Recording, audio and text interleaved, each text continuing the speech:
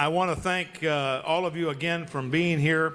It is my distinct pleasure to have worked with this committee, and one of the really the most enthusiastic individuals for this committee was Chris Lincoln. As a matter of fact, yesterday he called me 8 times. And Luther, I hate to tell you this, he said, Luther Pagis is still alive?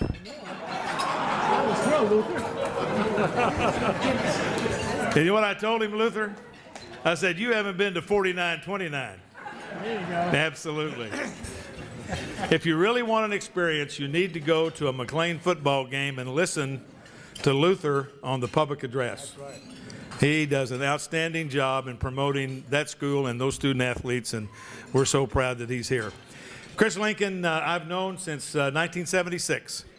When I went to Union, and Chris had been here since '74, I believe, at Channel 8. And we've always had a great relationship to work together, with the exception of 2 years when he recommended a football coach that I didn't hire at Union, and he wouldn't talk to me for 2 years. And finally I called him, I said, you think we can get on Channel 8 just a little bit, you know? And he said, well, I guess so.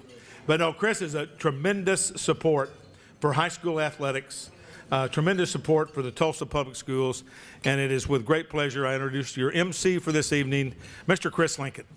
Thank you, Coach. Thank you, Coach. Hello again, everyone. We want to recognize this is a high-class group here. Congratulate the Tulsa Symphony for our music during the dinner evening. Thank you, folks. Beautiful. I also want to recognize Felicia Jackson, the catering manager at the Warren Place DoubleTree, and her great staff. Give them a round of applause. Hope you enjoy the dinner. Now, I knew because of Tulsa Public Schools this would not be a big budget affair. So when Gil Cloud asked me, he said, Chris, serving on the committee, of course, but also like you to be our master of ceremonies. What's your usual fee? I said, well, Coach, usually I'm doing events, it's usually about $5,000. He said, well, we don't have quite the budget for that. And I said, well, whatever your budget is. He said, well, perfect, we have no budget. But the coach did promise to double it next year. So, I will say, and Dr. Ballard should be very proud of Gil, we saved a ton of money. We had lined up, big surprise for you folks, Beyonce was coming to sing our national anthem. But we said, why the hell do we want her when we have a girl that can really sing it by herself? Madeline Manning Mims. Great job, Madeline.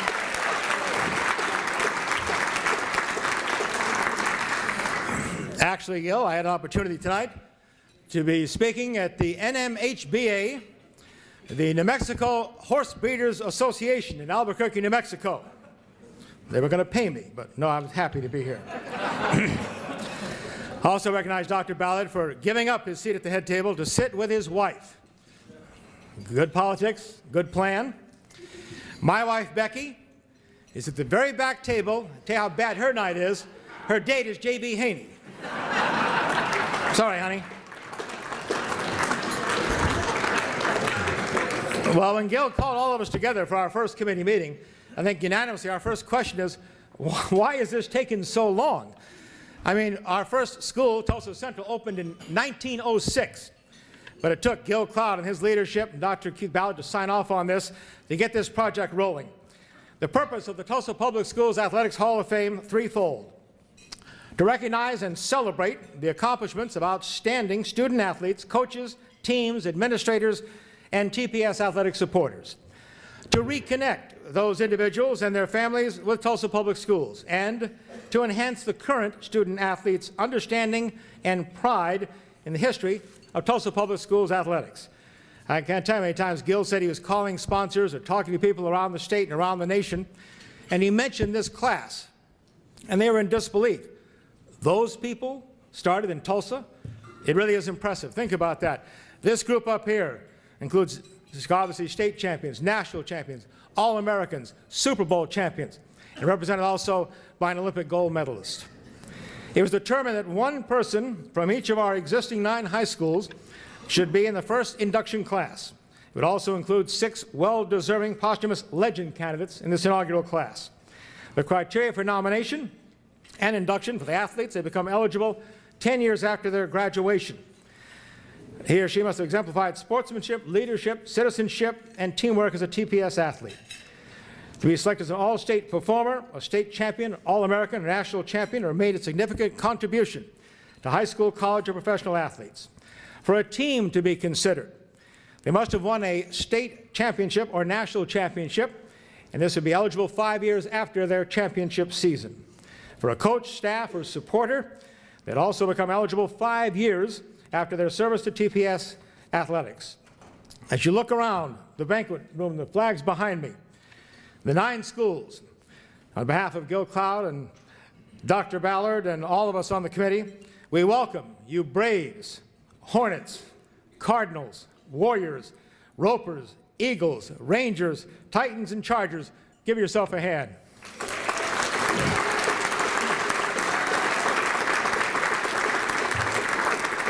So let's make history. We refer you to your program, and we again thank Terrell Lester, our historian and biographer, for putting all these notes together. We'll start off with this gentleman who earned 6 varsity letters. His senior class was a senior class president at Tulsa Central High, would later serve Webster High School as its head basketball coach and athletic director for 34 years. Webster's field house is named in his honor. We welcome to the Hall of Fame William Graham Allen, or as we all know him, Coach Bill Allen. Accepting, making remarks to the family, welcome Bill's daughter, Edie Allen.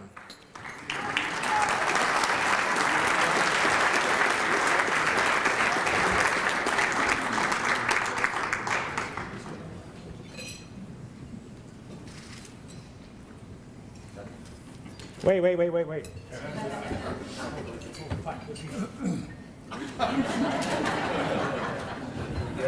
Amateurs. Okay.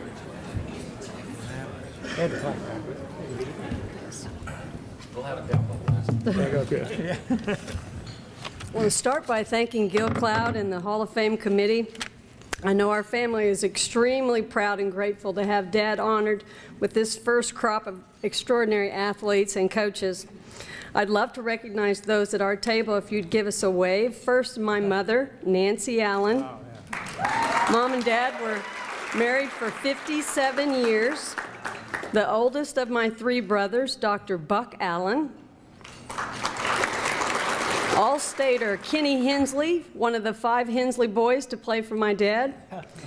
John Autry. John played on the '66 state championship team and was a longtime educator for TPS on the west side. Alan Axley went on to captain OU's basketball team and came back to coach with Dad. Tommy Johnson, also from the '66 state championship team. Gene Hart and his wife Beverly. Gene was one of the greatest triple arrow winners Webster ever had. Also came back to coach at Webster. Mike Pounds, head coach at Edison. And my father's very first manager, Earl Griffith.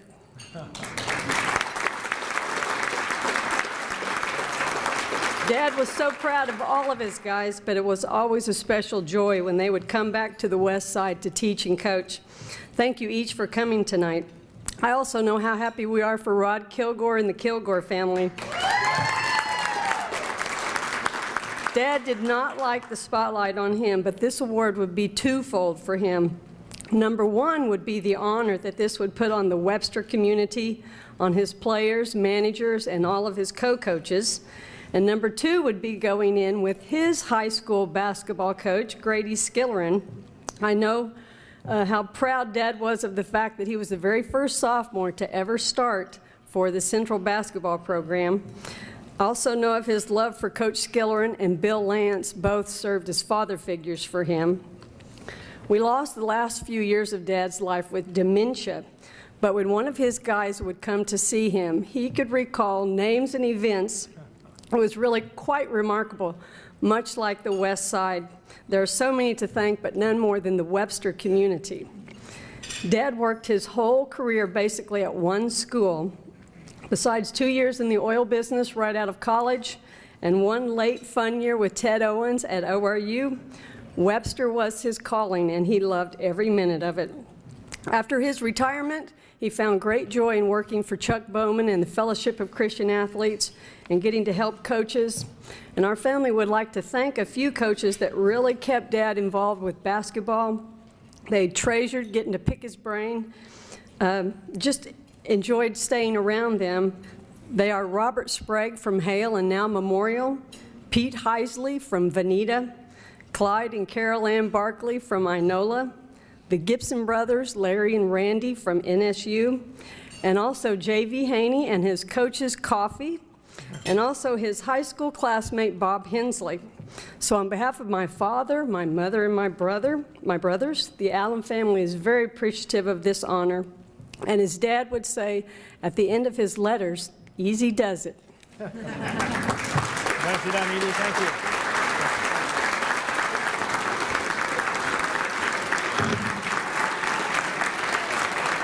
Coach Bill Allen. Wow, Edie, I should have interviewed you. You're a lot better than Bill. He was tough. Our next inductee, 1939 graduate of Booker T. Washington High School, where he led it in football, basketball, baseball, and track. Came back to his alma mater, coached football, several other sports. In his 17 years, including state championship football teams in his 9 seasons as the Hornets' head football coach. He also started Booker T. Washington's wrestling and tennis programs. From 1974, he served as the director of athletics for the Tulsa Public Schools. A city park in Tulsa at Madison and Virgin Street bears his name. An annual scholarship in his honors presented by the Rotary Club of North Tulsa. The inaugural class of the Tulsa Public Schools Hall of Fame just had to include Edward J. Coach Ed Lacy.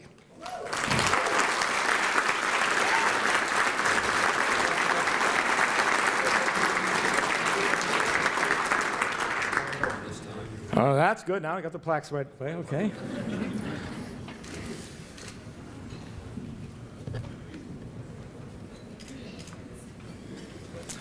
Please welcome to accept. Come on, Freddie. She said she didn't have much to say. Well, I said neither did Ed. So here you go. It is indeed a pleasure to be here tonight. And I just want to thank the committee and Mr. Cloud, the superintendent, for this happening. If Ed was here, he would enjoy this so much. He looked for things like this, which would encourage the next generation to get up, do something, and be something. Most of you probably knew Ed better than I do.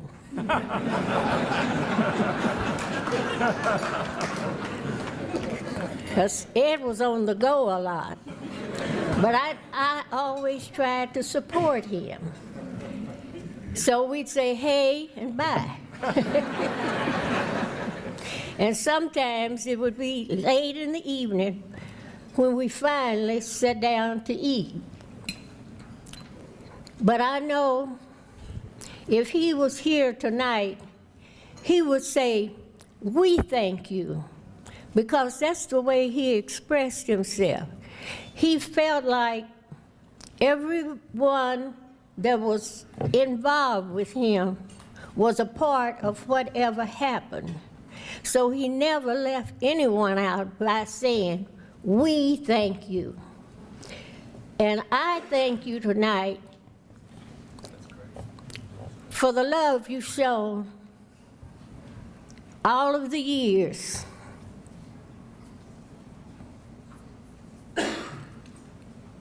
And you still do. And I guess that's what keeps me pushing on. I want to tell you, I'll be 83 on the 30th of January, and I'm still pushing. Because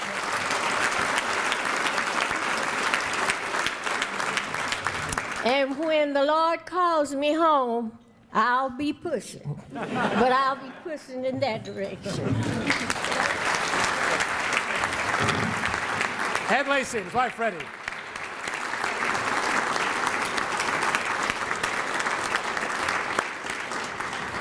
Thank you, Freddie. Our third posthumous legend inductee held the position of superintendent of the Tulsa Public Schools for 25 years, longer than anyone in the district's history. That was from 1944 through 1969. So Dr. Ballard gives you an idea of what you have to do to qualify for this Hall of Fame. That's right. That's right. How many years so far, Dr. Ballard? I'm on 5. There you go. I've got 24 in. Our inductee, TPS career actually started in 1928 as a teacher at Central High. He served on the Oklahoma State Board of Education, the State Vocational Board for 12 years, and is an Oklahoma Educators Hall of Fame. Tulsa Public School headquarters, the Education Service Center, bears his name, as does this Hall of Fame plaque as we honor the late Dr. Charles C. Mason. Accepting for the family, Dr. Mason's granddaughter and a current Tulsa Public Schools teacher, Sue Clay.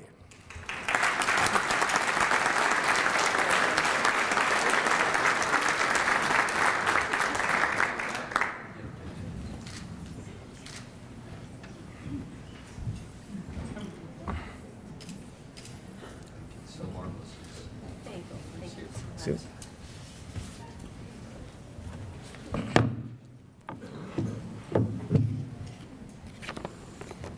Wow, there sure are a lot of people here. First of all, I'd like to thank Mr. Cloud and the committee for this wonderful honor. I know if my grandfather were here today, he would be so pleased. For many people, Dr. Charles Mason was an educator, a principal, a superintendent, a champion of all things education. And he was active in many community service organizations, always soliciting support for education. He was inducted into the Oklahoma Educators Hall of Fame and served on numerous boards: the United Way, the American Red Cross, the Tulsa Opera, the Public Library, the Gilcrease Institute of American History and Art, the Oklahoma Education Association, among so many others. And I could go on about all his numerous achievements, and believe me, there are numerous. But I would like to talk for just a minute about the kind of man that I knew growing up. Granddaddy. Granddaddy loved to sit in his recliner, fiddle with his CB radio at his side, watch All in the Family and the Jeffersons with Myrtle, his wife, our mama.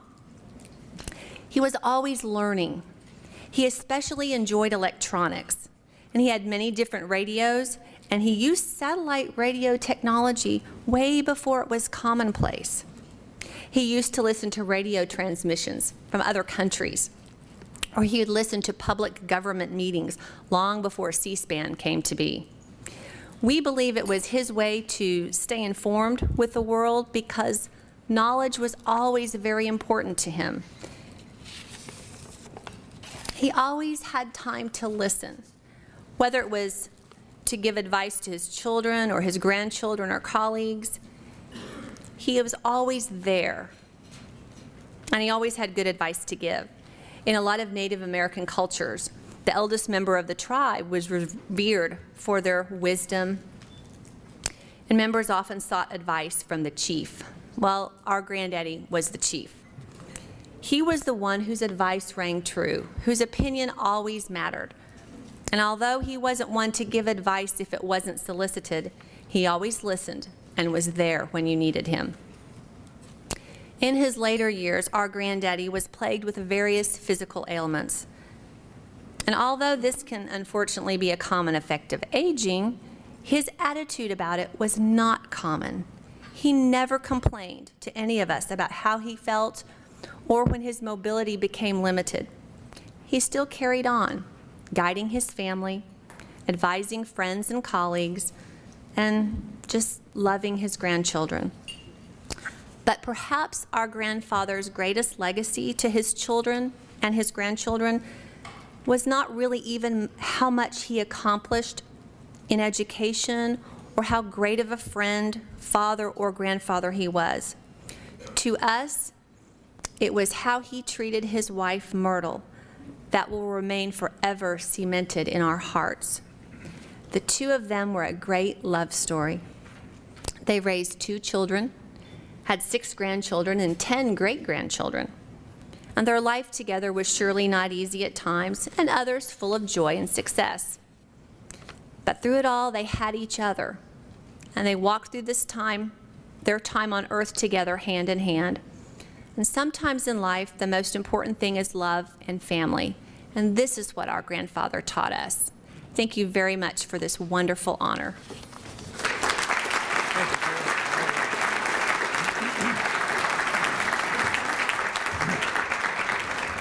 Of course, many of this room remember that Dr. Mason had a high school name for him, Mason High School, the Patriots, back in the 70s, and we did receive a number of nominations, and the committee will be certainly considering, and I know there'll be some Mason athletes in this Hall of Fame in the future. Unforgettable Grady was the title of his life biography, and Coach Grady Skillern was certainly all that. From coaching 4 state basketball championship teams at Tulsa Central in the 1930s to his years as the Tulsa Public Schools Director of Athletics. An Oklahoma Coaches and Basketball Coaches Hall of Fame member, he also is had a Hall of Fame career for 25 years as a football official in both the Big 8 and the Southwest Conferences. He founded the All-City Football Preview in 1943. It continues today as the Grady Skillern All-City Football Spectacular, accepting for the family of the unforgettable Grady. Coach Skillern's daughter, welcome Sandra Donahue.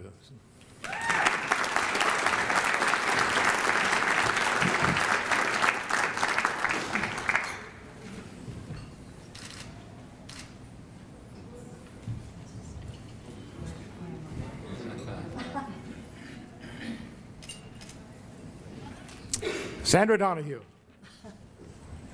They had to take 2 to be sure. Congratulations. I would like to first of all thank the committee very, very much for selecting my father to this wonderful, wonderful award. I also would like to thank the Allen family for what all they did for my father after my mother died. They never forgot to take him to church. He might have needed it, but anyway, they took him to Rotary Club meetings. So they really made the last of my father's life a wonderful time. And there was another young lady who also, Sandy, please stand. Sandy, please stand. My niece, his granddaughter, who took very loving care of her grandfather toward the end. I and my family are very, very proud, as we always were, of my father. And I think I've only missed one of his award programs. And even though I live in Texas, I'm still an Okie, born and true, and I will never forget this wonderful city. Daddy was a role model, not only for me, but for many, many young men as well as women. He was known as coach and also as skipper, and those were for the people who went to our camp, Camp Chemo. He always ended everything with win without boasting, lose without excusing.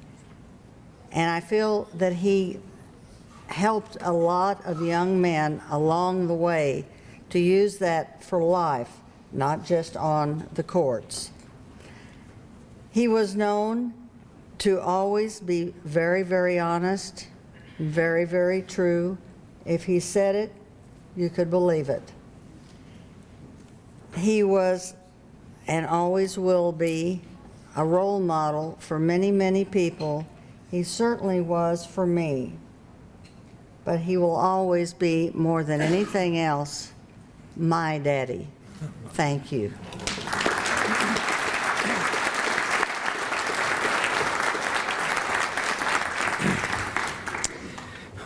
I'll never forget, my cell phone rang, waking me up early on the morning of May 15th, 2009. I looked on the phone at the ID, and it said Wayman, Tisdale. I was a little surprised. I'd been out at Wayman's house a few days before that. We'd done a feature interview, and it had aired on Channel 8 the night before. Okay, I figured Wayman's calling me just to talk about the feature, and I'd promised to send him some DVDs, and maybe he's going to follow up on that. Well, I assumed I was going to be talking to him. Instead, it was his wife, Regina, who told me, Chris, we've lost him. We've lost Wayman. He was 44 years old. The only time he ever lost was that 2-year battle to cancer.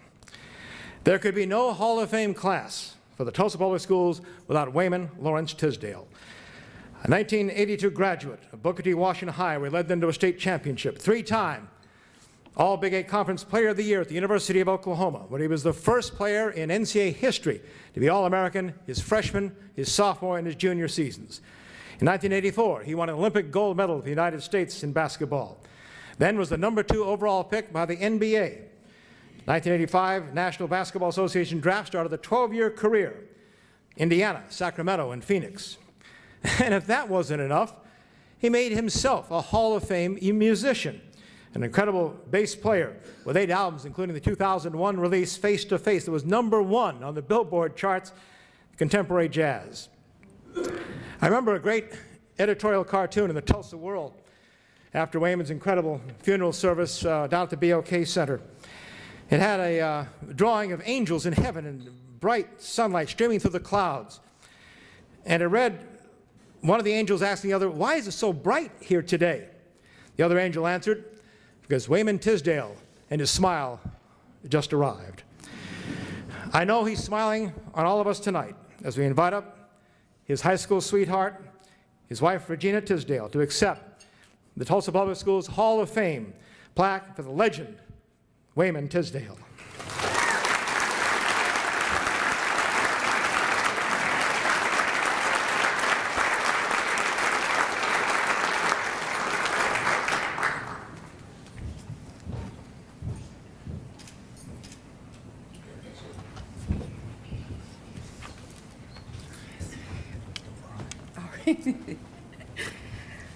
Okay, whew. Okay, I didn't expect that, Mr. Lincoln, but, and like the other ladies here, be it their grandparents, dads, husbands, mine is, it felt like yesterday, although we're fastly approaching 4 years, and if you knew Wayman, he loved Booker T, and we'd get in our kitchen, and from my mother down to my 3 daughters, well, our babies are senior at Booker T this year, they'd sing all the fight songs or what have you. So Wayman would be elated to be here today. I want to thank the Hall of Fame committee. Mike Bims, would you stand up, please? I have sick babies and sick brother-in-law, so he's been with me forever.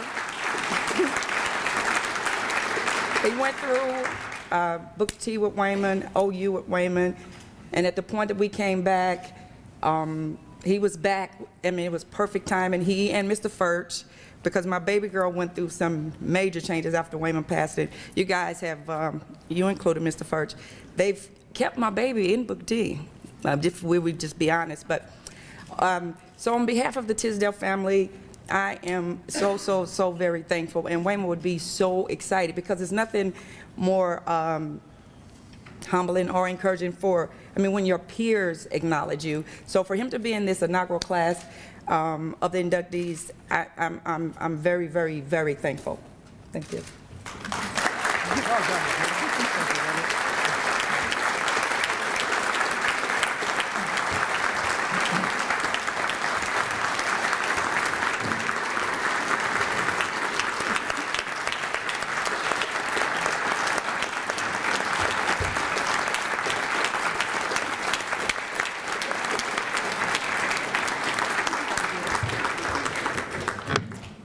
See, Regina, you finally got the standing ovation you deserved. Wayman that whole time. Final footnote on Wayman. 1997, he became the first athlete in the history of the University of Oklahoma, with all their glorified athletic history, to have his jersey retired. Now, OU retires lots of numbers, but they never retired a jersey. They retired Wayman's, never to be worn again. Until a young man called Wayman one year and wanted to know, Wayman, it's always been my dream, could I wear your number 23? Wayman, of course, gave his permission, and the legacy lives on. The guy he gave the permission to was Blake Griffin. So well done, Wayman. We stay at Booker T. Washington High School now for our final posthumous induction. Welcome to the Legends class. The man hailed as the greatest Booker T. Washington Hornet coach ever, coming as quite a shock to Mike Mims. Sorry, Coach.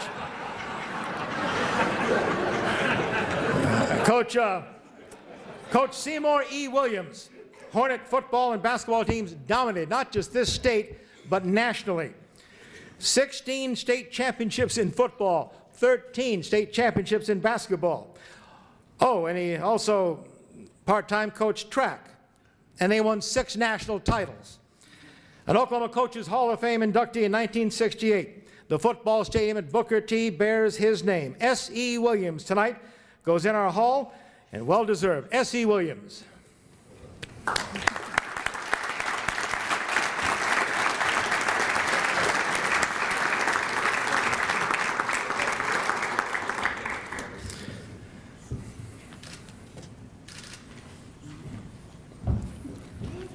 Accepting for the Williams family, please welcome Dr. Adolph Williams.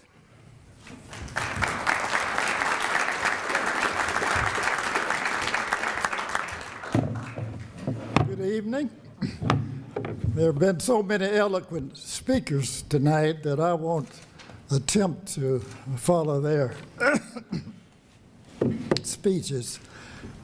Excuse me, because I have a bad cold. Are you okay? Thank you. Don't hand it to me. That's all right.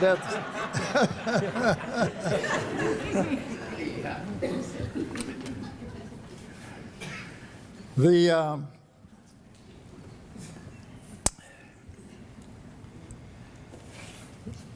Seymour Williams came to Tulsa in the early 20s, and he coached from the 20s until the middle of the 50s.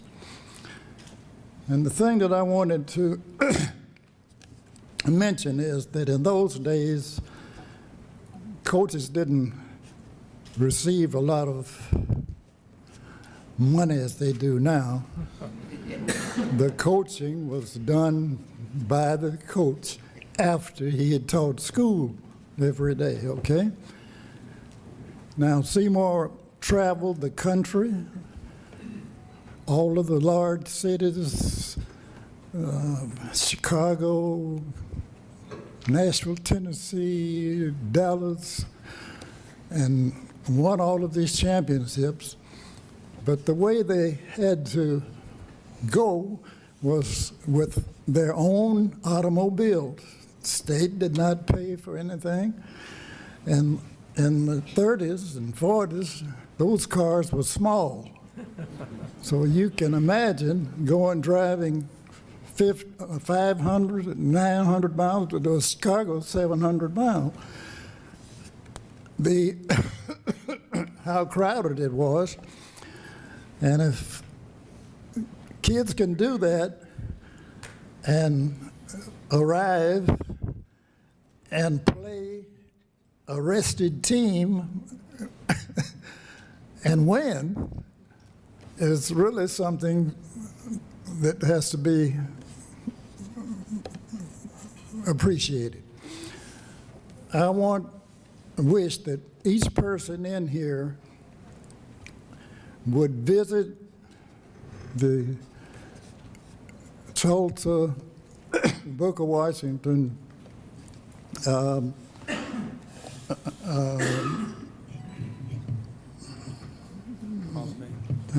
of Fame? Yeah, the Hall of Fame. I have to apologize. You good, Doctor? No, that's all right. I'm not going to drink it. All of these persons that have come after Seymour, all of their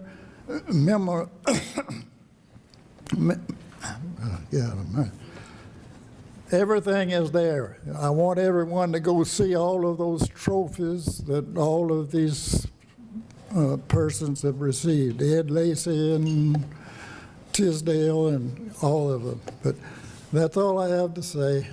Thank you.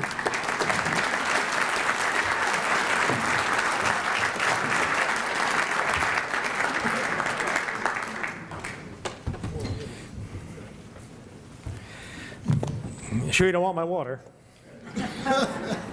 Recommend NyQuil and get to bed early. Now we move to our first class of our living Hall of Fame members. It's been my experience that it's a hell of a lot better to be a living Hall of Fame member. And I hope you can appreciate the difficulty in picking the first 9 here tonight to represent the Tulsa Public Schools. We received nominations from current faculty, from administrators and staff, coaches, of course, alums, Tulsa Public Schools, and the community through internet nominations, and they were then voted on by our selection committee. In alphabetical order, this nominee, a 1970 graduate of Nathan Hale High School, was an all-state quarterback, led his Oklahoma State team in high school to win over Texas with 4 touchdown passes in the 1970 Oil Bowl, and then went on to become a 3-year starter under 3 different head coaches at quarterback at Oklahoma State University. Welcome to the TPS Hall of Fame, representing his Hale Rangers, Brent Blackman.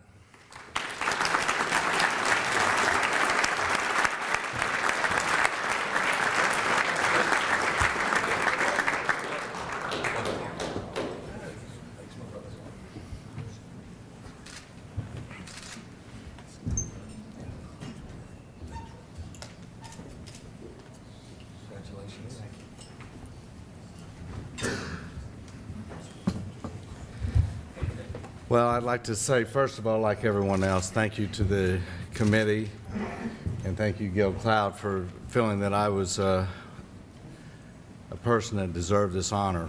I'm very humbled and very appreciative.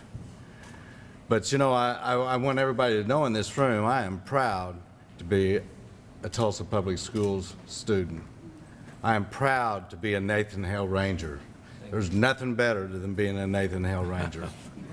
And I love it, every second of it. I just wish they would get back to where they were.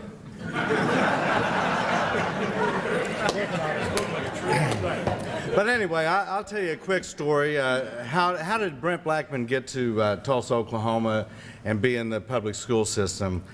And when I was young, 10 years old, my parents we lived in Jackson, Missouri, about a town of about 4,700 people. And then they became friends with this young couple from Oklahoma, and it was his first coaching job. And he kept telling my dad, you need to get out of this town. You need to get your kids where they can have an opportunity to grow in this crazy world. You need to move to Oklahoma. Oh, I can't leave my mom and dad, you know, they're right around the corner. Well, you need to think about it, and you need to come. So about a year later, we moved to Oklahoma. And my first school was Lindbergh. And then from Lindbergh, I finished up at Fulton. From Fulton, I went to Whitney. From Whitney, I went to the first class in Skelly. And then I went to Hale.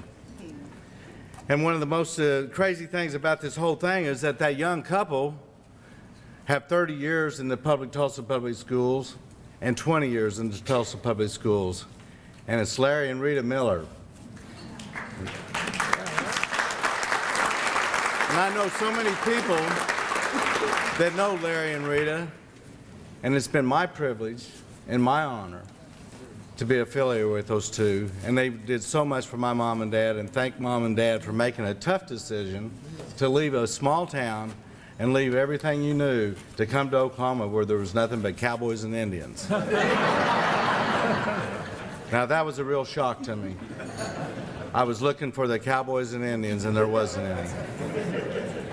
But anyway, my wife, she takes a lot of brunt of a lot of people coming up and saying, you know, we know your husband. You know, and I feel real bad for her, and she's been very supportive. But anyway, it's a great honor. I see a lot of familiar faces here. One of my favorite people is sitting right in front of me, Coach Hensley, and I've got so many fond memories at Hale with him. But again, I do appreciate this. I'm trying to figure out how a 140-pound quarterback can be standing up here and weigh 225.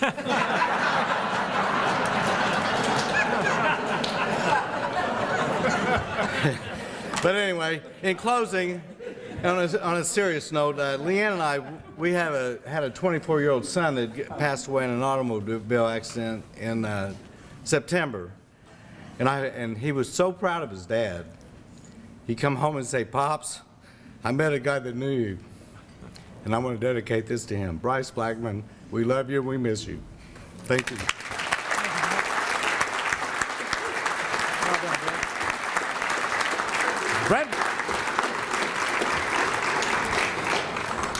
Brent, there's nothing wrong with your weight. You just need to be 6'8". And I see Coach Miller out there, and I was thinking, Larry, I think anybody in Tulsa who can swim, it's because of Larry Miller. And I gave his swim school a pop because I got 3 grandchildren that need to have swimming lessons, so I wanted to pass it on to you, Larry. Representing the first class from East Central High School, he was the class of 1981. He was an all-state football player, went on to become a 2-time consensus All-American at the University of Oklahoma, a 2-time Lombardi Award winner as the best defensive lineman in all of college football. He helped the Sooners to the 1985 National Championship in a season where he was also honored as an academic All-American. He went on to a 12-year NFL career that included 2 Super Bowl championships with the Dallas Cowboys in 1993 and 1994. I believe that would be the last time Dallas was in a Super Bowl. Inducted into the College Football Hall of Fame in 2004, the Oklahoma Sports Hall of Fame in 2008, and now the Tulsa Public Schools Athletics Hall of Fame in 2013. We welcome back, and he looks like he could play, and God, I wish he could play for OU or Dallas right now. East Central's Fighting Cardinal. Welcome back, Tony Casas.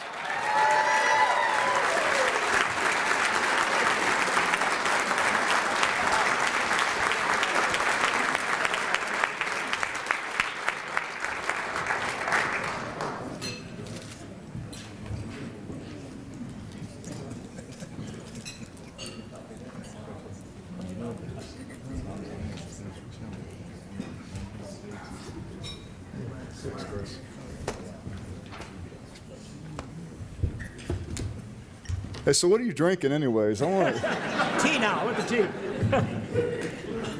Hey, Coach Seymour, Coach Williams, Spencer and I were talking, chatting over there earlier, and we know how Booker T. Washington, we know that's, back in our day, and your record was synonymous. We were thinking, if we would have went to Booker T. Washington, we would have probably ended up playing at Oklahoma State. So I'm glad I went to East Central, and Spencer's glad he went to Edison. Some great athletes. Coach Blackman only got one thing to say: Bomar. And for I don't know, you guys, anyone that's my age, we all know what that acronym means. It means bite on my ass, Rangers. Jet, close your mom. You can dress me up, but you can't take me out. And you talk about Super Bowl rings. We know that Dallas is struggling. And it's been a long time, but it's so funny. I was doing a promotion, and a kid was sitting in line, and he had to Google me to find out who I was. But he said, "Hey, my dad wanted me to tell you something." I said, "Oh, really? What's your dad? Your dad must know me." He says, "Yeah." He says, "Mr. Casillas, what do you call a Dallas Cowboy with the Super Bowl ring?" I'm like, "What?" "Old." And I'm like, sad but true. First of all, and I tell you what, Randy Hughes, he looks the same.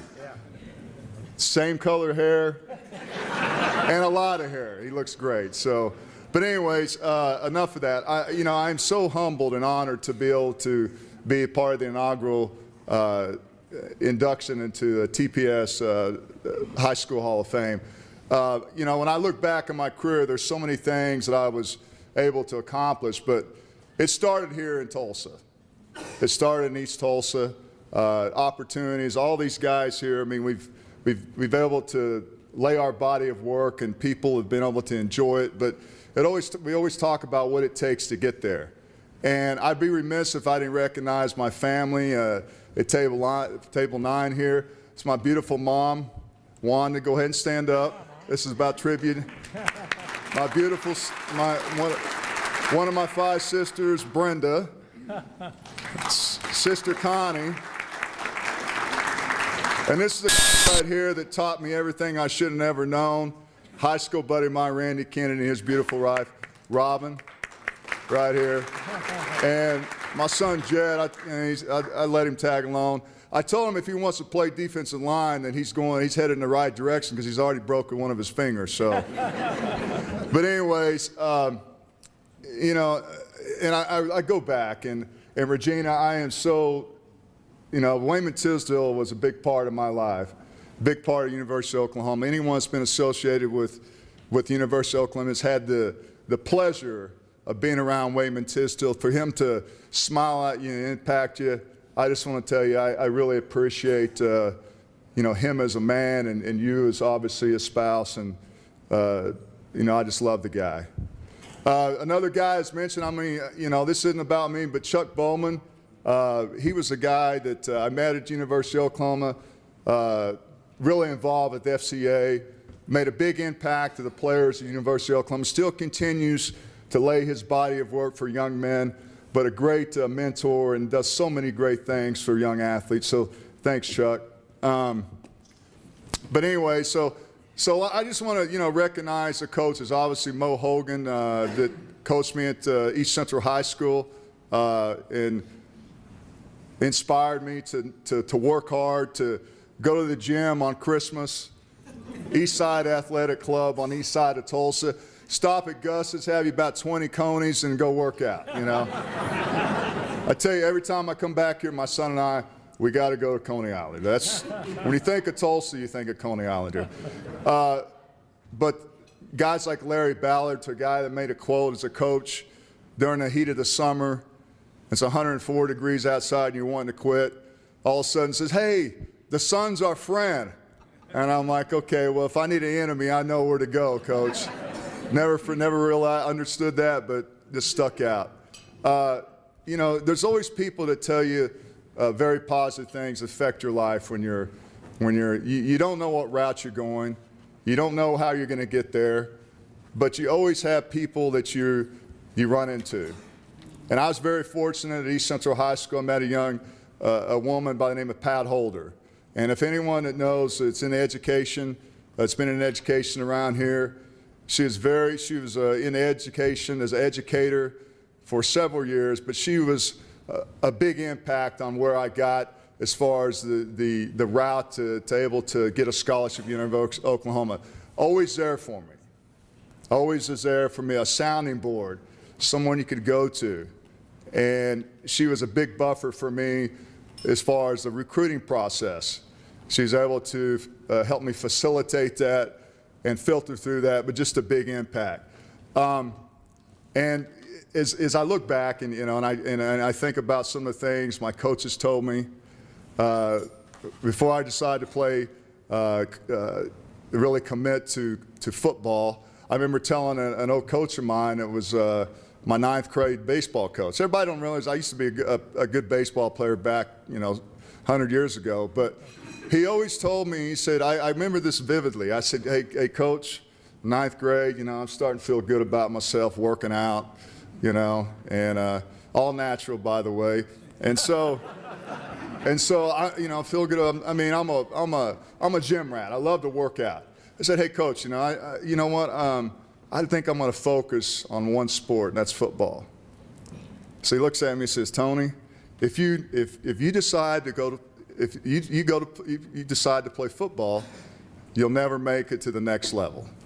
And I said, okay, coach, we'll see. Well, Chris, you know, when we went to the first Super Bowl many moons ago, our first Super Bowl, he was the first guy that called me and asked me for Super Bowl tickets. So you just never know. And you know, I was kind of surprised too, is that there wasn't as many Hispanics in here, because this is just, you know, part of my family in here, you know, and I have a big culture of Hispanics that either know me, or if they know me, they're related to me for some fashion, but a big culture here. But anyways, you know, I'm gonna leave with two things. You know, I was able to go on to the University of Oklahoma. I was able to be very successful and be able to be here amongst these distinguished athletes, former athletes, and And, you know, for me to look back, I'm very humbled about that because we all know what it took to get there. And I think it's a great thing that the inaugural, what Mr. Cloud has done as far as this being an inaugural thing, because we got some pretty special people that come out of Tulsa. We got some pretty special, not only athletes, but educators, people that's done some pretty outstanding things. And to be a small part of that, I'm very humbled. And last but not least, my dad, he's been a big part of my life. And he wasn't able to make it here. And I was able, you know, about 3 years ago, I went over to did a USO tour over in Iraq, and I was able to see what it was like for soldiers, what they went through. And I saw the soldiers, I saw people that fought through a lot of battles and, you know, got people that were wounded and came back, and I thought, man, these are the real heroes. And I looked up, you know, those people, what they, you know, flying bullets and, you know, whatever we do, I mean, it's pretty irrelevant. But my dad, about 3 years ago, you know, he's fought some health problems, and he lost both of his legs. And, you know, at that point, you know, 3 years later, that guy's got the best attitude. And to me, he's an inspiration to me, because if I see him and I'm like, to go through what he has gone through, to inspire me at the age of 78 and still make it a big inspiration, this is for you, Dad. Thank you very much. Yeah, Tony. Tony Casillas.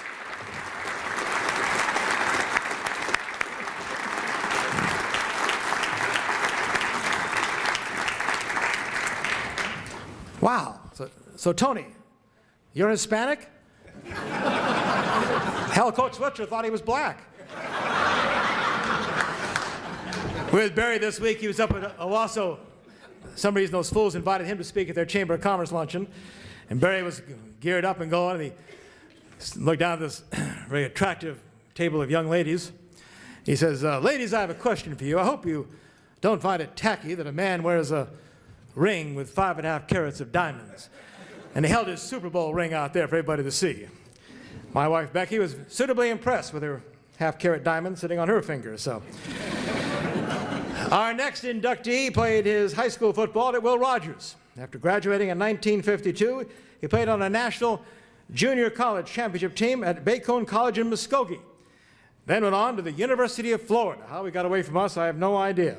Star halfback in 1955, he then led the nation in punting in college football. He made his name, though, in the NFL in kicking with the New York Giants and then with the Green Bay Packers, winning Super Bowls 1 and 2 with the Pack. During his pro football career, different seasons, he led the league in punting, in field goal percentage, and scoring. After retiring from football, he became one of the original Marlboro men in national print and TV commercials. Don Chandler passed away in 2011.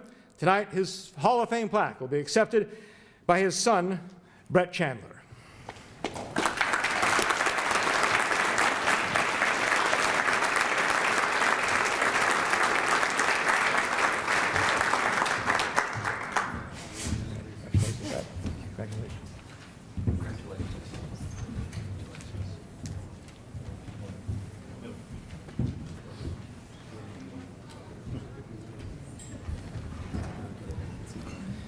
We actually practiced this.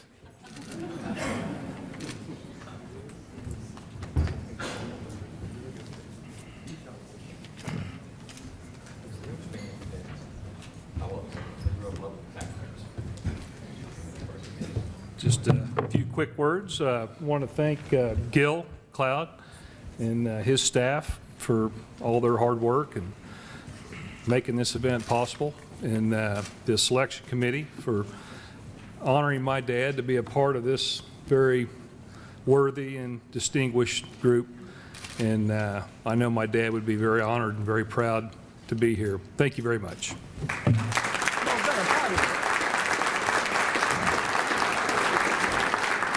Thank you, Brett. Don Chandler, just a special, special guy. Really upset with him that he's gone, because he was always our Super Bowl interview every year about this time of year. One of the best. Brett Chandler, by the way, I should point this out, Don's son, is the CEO of Rib Crib, Oklahoma and the nation's best barbecue, hoping, in fact, that he might have some coupons for us later. So, Brett, we enjoy Rib Crib. This Hall of Famer was a three-sport standout at Booker T. Washington, helping the Hornets to 3 straight state titles in football. After graduating in 1970, he went on to play both football and basketball at Oklahoma State, earning 1973 All-American honors at a dead position now called tight end. A first-round draft pick to the Buffalo Bills, he played for 9 seasons of his NFL career, retired after the 1980 season, returning to Tulsa. He's now president of the Greenwood Chamber of Commerce. We welcome into the Hall of Fame one of the greats, Mr. Ruben Gant.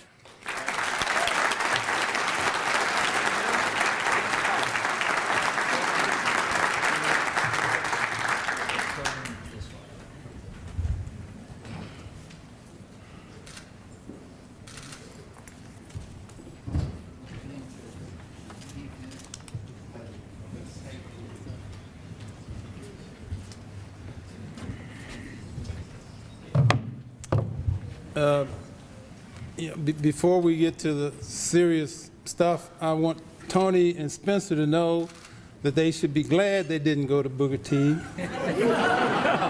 because they probably wouldn't have made the team.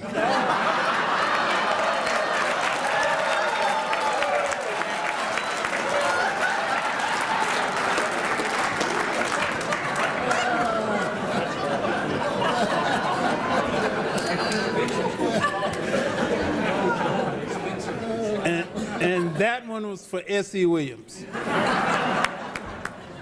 Certainly this is an honor.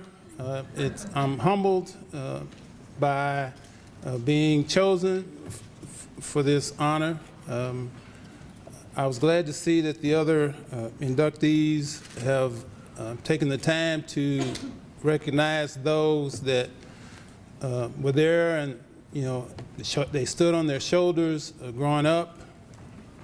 I just want everybody to know that sports for me was an accident. As tall as I was and as big as I was compared to my other classmates, sports was never a thought for me. And it actually started for me in junior high school in Luther Pagis' gym class and on the basketball court with Julius Pagis. And I thought I was a better basketball player than I was a football player, believe it or not. But these two gentlemen took me under their wing. I played basketball with Coach Pagis. I think he thought I was a member of the college basketball team or something. But he showed me no mercy, which made me tough. His brother, Julius Pagis, taught me the mechanics of basketball. Was a mentor, taught me what it meant to grow up and be a man and take responsibility, and I appreciate that. Mentored today by Julius Pagis. I talk to him every day, which may be unusual for some, but we see each other every day and we spend time together every day, and I love him like a father.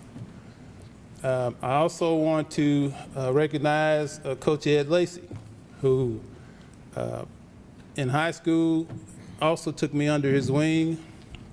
I lost my parents in high school, and Coach Lacy was more like a surrogate father to me than a coach. He had too taught me what it meant to be responsible, be accountable for your actions. No one can answer for that but you. I'd also like to recognize my family. I have 2 sisters and a nephew sitting back here. My oldest sister, I'll say eldest, I won't say oldest, Billy Dixon. When I lost my mom, she actually moved in my house, or our house, with her family and raised me as her own. So she's been more like a mother and a sister to me. My other sister is Adela Gant. Very supportive. She was off doing her thing when I was coming up through high school, but I'm telling you, they dated some cool guys that had cool cars. My nephew, Kevin Dixon. Kevin, I had the opportunity to take under my wing. And he was more like a brother to me than a nephew. But without their support, without their encouragement, there's no telling what route I would have taken in life. It's been a wonderful journey. I feel blessed to be here. And I can't be any more honored and proud to be part of this class of inductees. And I want to thank everyone for that. Thank you very much. Good job, Ruben.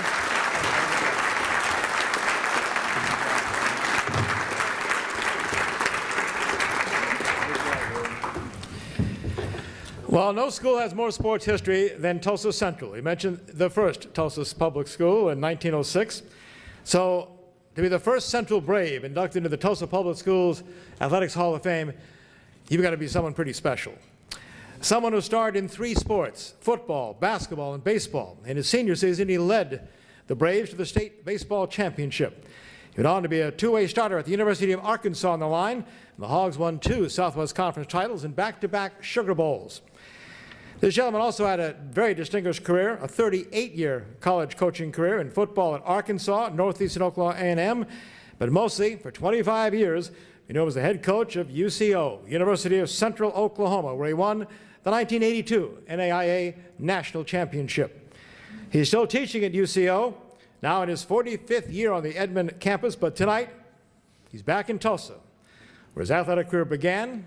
We welcome Gary Howard into the TPS Athletics Hall of Fame.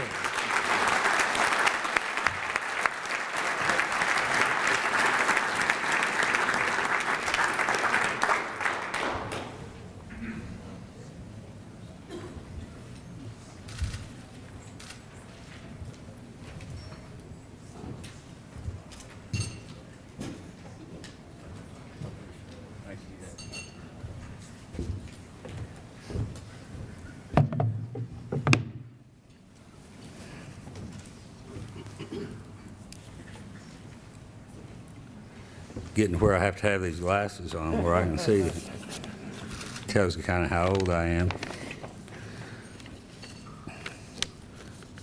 I want to tell you, I've of course been in athletics from high school, junior high, all, and been in the coaching field for many, many years. I've done some 45 years of two-a-days in football, so if that tells you something about my experience and where I come from. But I'm so honored tonight. I'm so proud to be from Tulsa. My whole school career is from Tulsa Public Schools, and Tulsa Public Schools prepared me for life, both academically, athletically. I mean, I give it all the credit in the world in where I come from. And it was mentioned I'm from Tulsa Central, and that's the original. Remember, I've heard that Tulsa Central quite a few times tonight, and there's probably more people in here also know about Tulsa Central. It's the oldest school at Tulsa Central, and I had many good years there. Also, as I mentioned, I spent my entire career as far as in public education, that's in Tulsa. And I went, first of all, to a school out on North Peoria, right next to Oklahoma Steel Castings, Lowell School. That's K through 9, and so I didn't jump around to a lot of different schools like I've heard people say up here. It was in that community, that was a big thing. The school was big for us.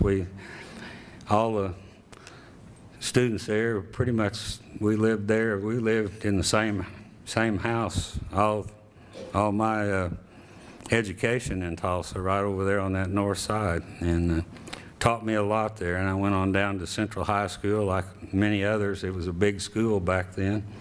some 5,000 students went to Central High School. A lot of competition. I remember when I went out for football at Central High School in the 10th grade, there was 120 guys went out with me. So that was just the 10th graders I was talking about. So I'm just trying to give you a little history about some of the schools here in Tulsa, and I'm very proud.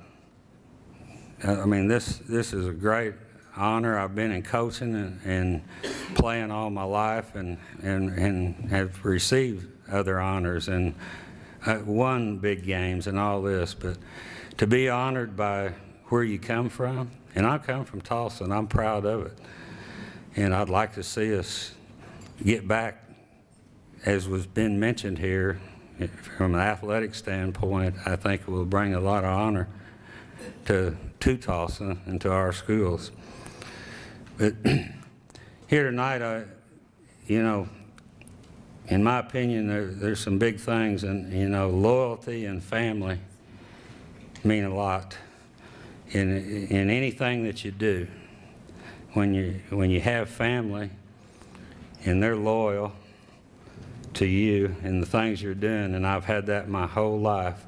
I had it when I was growing up, when I was participating in athletics. I had it at home, my mom and dad. When I got into coaching, I had it with my mom and dad.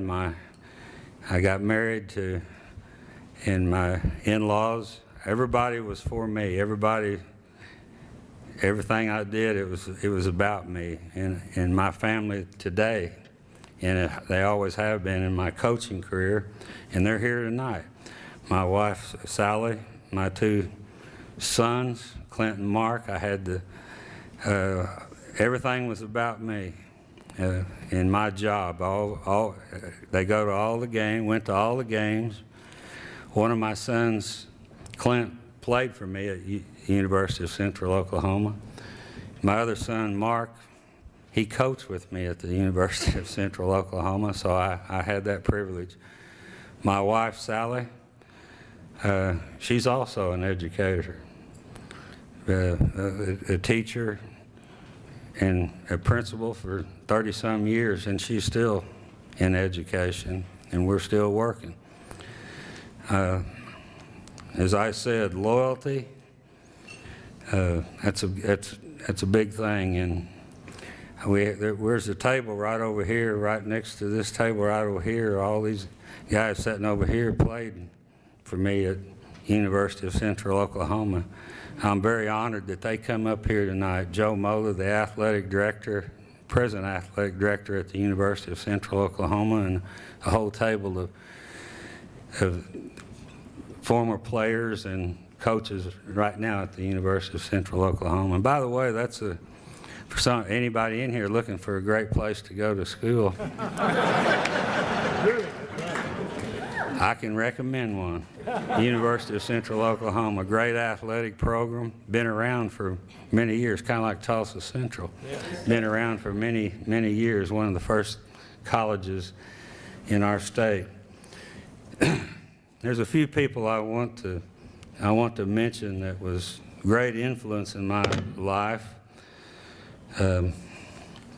at Tulsa Central, and at my era and my time, we had many outstanding teachers and coaches in the Tulsa school system, and I'm sure we still have some today. But I'm talking about in my time, and I want to mention some of those people that were very prominent in the Tulsa school system at the time, at my time in the late 50s to early 60s. My football coach, head coach was Emmett Rosie Nolan, which I'm sure some people know in here.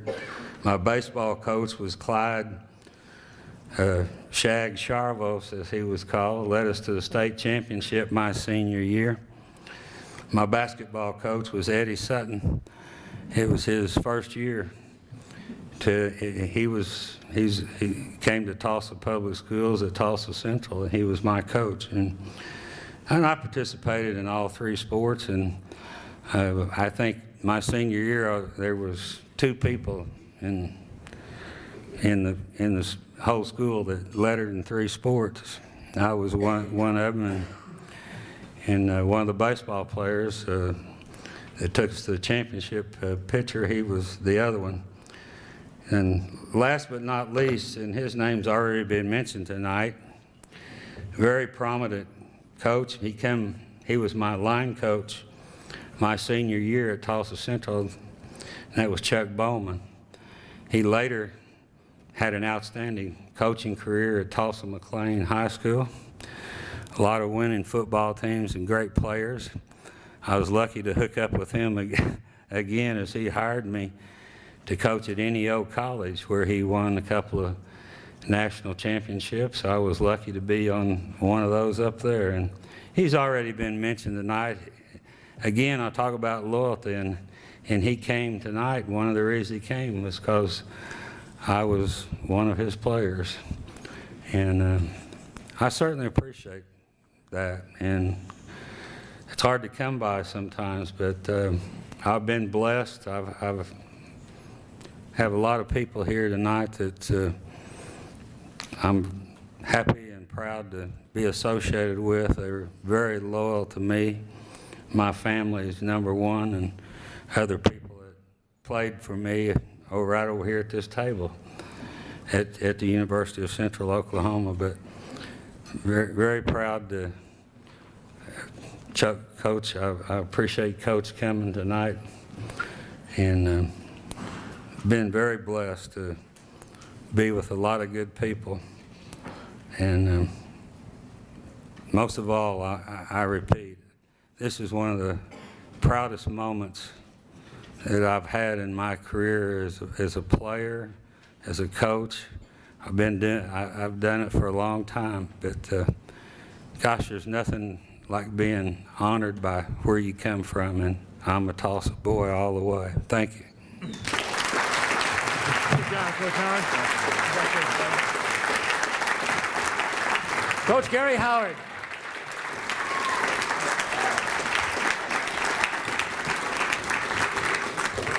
Coach, we have any UCO admissions people over here? Are they? Yeah. Good recruiting job, too, Coach. He was always a great recruiter, that's for sure. By the way, your coach, Eddie Sutton, said to be sure to say hi and congratulate you. And he wanted to be here tonight, but he's across Lewis there. He still thinks he's coaching, trying to help Scott beat Lamar tonight. So the best from Eddie Sutton. Our first Memorial Charger to be enshrined graduated in 1971. He was the Tulsa World All-State Football Player of the Year. He took his defensive back skills to the University of Oklahoma, where he was an All-Big Eight and All-American on the field and in the classroom. In 1973 and 1974, he helped lead the Sooners to the national championship. Of course, in '74, he was drafted in 1975, and in his 6 seasons with the Dallas Cowboys, played in 3 Super Bowls. He qualifies as an old Cowboy because he has a ring. One of the best athletes and citizens ever produced by the Tulsa Public Schools. Welcome back, Randy Hughes.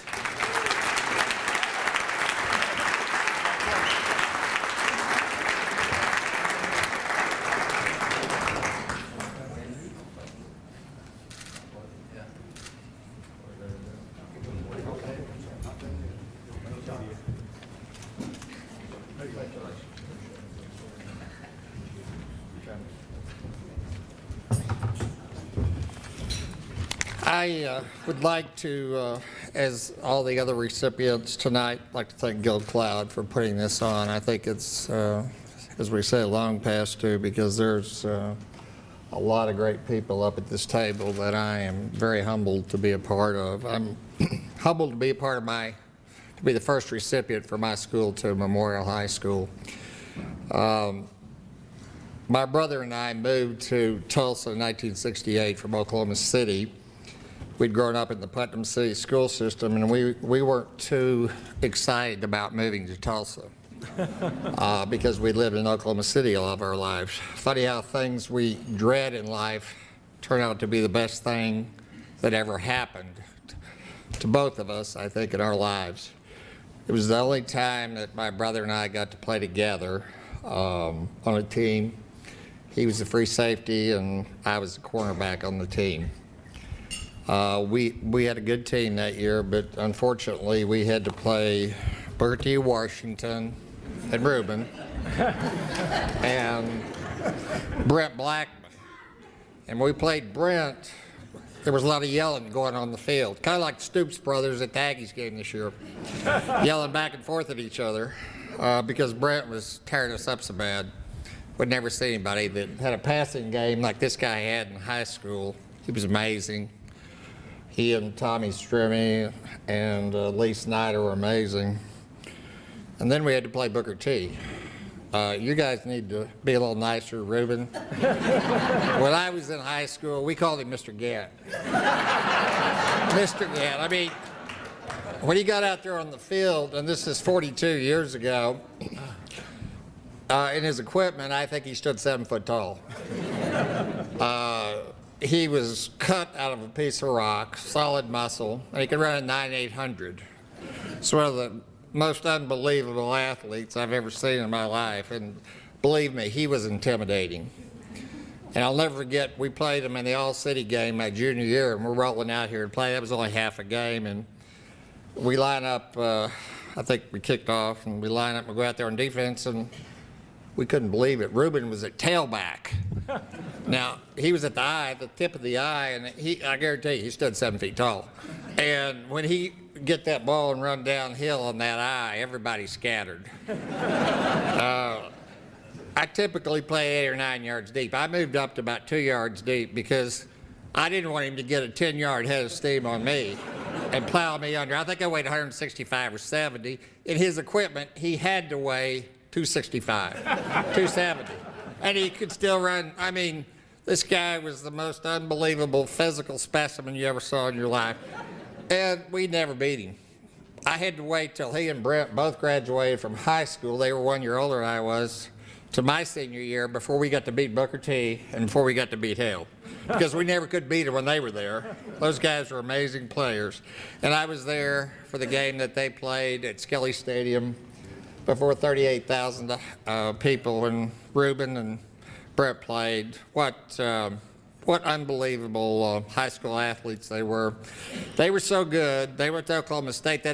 I had grown up in Oklahoma personal all my life. My parents would tell you that I almost went to OSU because of these two guys and 3 or 4 other guys. My best friend in high school, David Rosenthal, all these guys went over to OSU. They had an unbelievable team with them all over there. Unfortunately, we got to beat them all the time in college. They beat us all the time in high school. We got them in college. But what unbelievable players these guys were, and just a thrill to be able to play against them.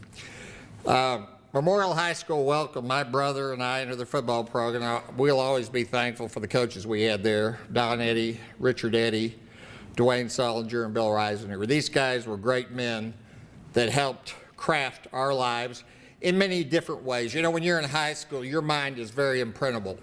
And this is what our charge as coaches are. You know, people from 1 to 18 is when their minds are imprinted. And believe me, you as coaches and you as players, you as coaches have a great effect on all of us as players. And it's your duty and your job to make sure you imprint those minds properly. And the coaches that I had in high school imprinted my mind in a right way. Life lessons of discipline, toughness, confidence, and most of all, perseverance. I think the greatest thing that we all can take out of playing football at a high level is perseverance. It teaches us to persevere in life, to be able to overcome all the things that when we're in tough games, to be able, to stick it out and try and to win the game. There's a lot of times in life we had the same thing.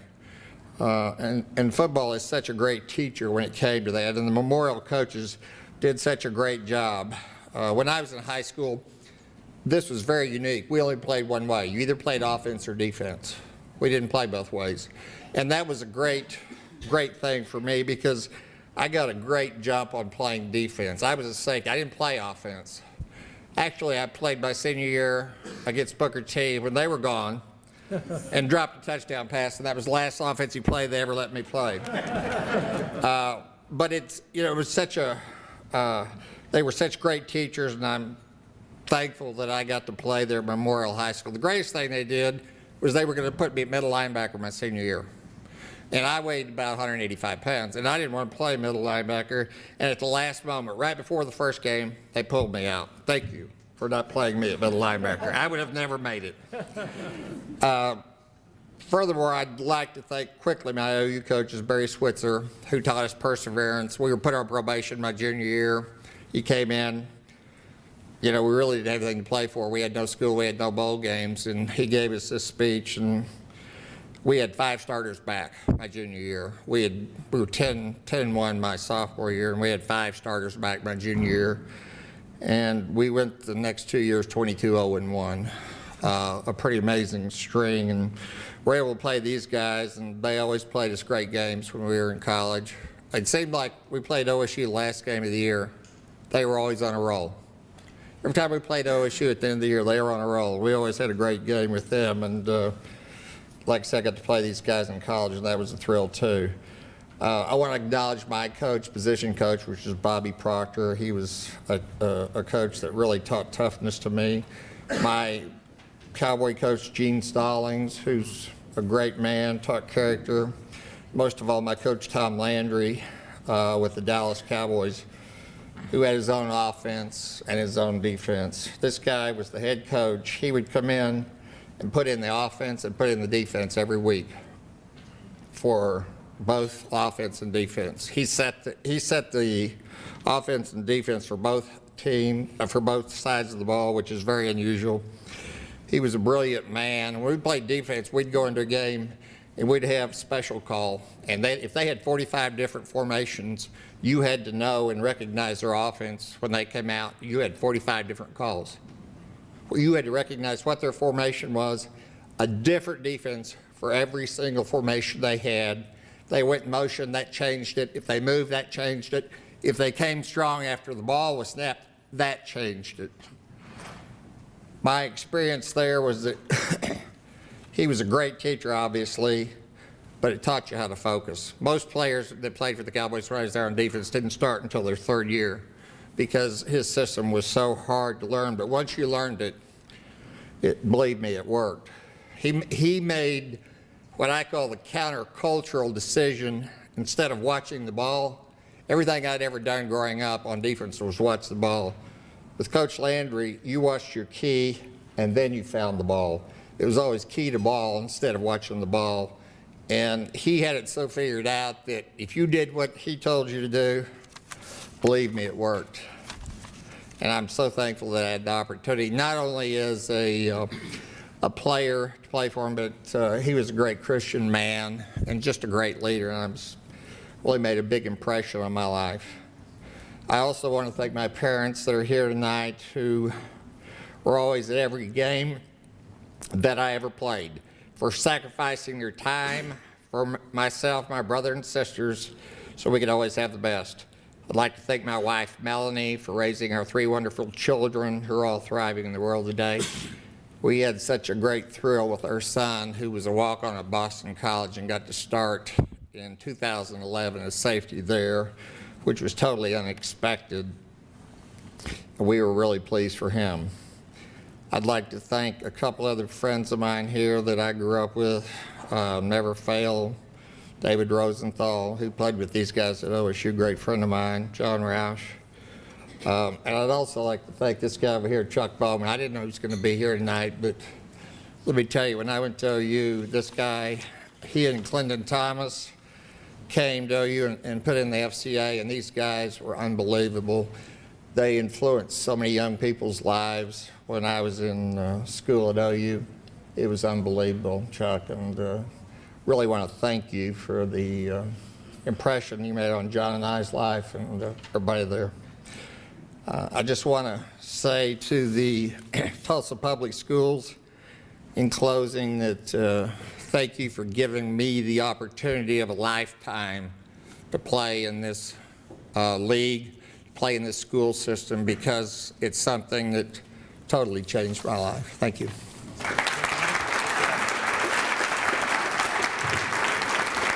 Randy Hughes. Thank you, Randy. From Daniel Webster High School comes our next inductee. He had an all-star championship career in 3 sports: football, Wrestling and baseball. A member of the Ropers' 1970 state baseball title team, an All-State or All-American in football. In wrestling, he won state titles at 148, 157 pounds from 1970 to 1972. He had a match record in high school of 76-2. That included a streak of 54 consecutive match victories. He took those wrestling skills to OU. He became a 4-time All-American, a 2-time Big 8 and NCAA champion, and the first Sooner to win more than 100 career matches. This inductee was also a great example of what a student athlete is. At Webster, he had a perfect 4.0 and was 4th in his 1972 graduating class. Making his home in Tulsa, here's one of the Ropers' all-time best. And remember,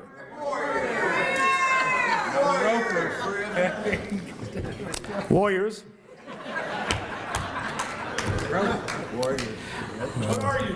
Warriors. I tell you, doctor gave me some illness here or something. Look at that banner again. There it is. One of the great Webster Warriors. Welcome, Rod Kilgore.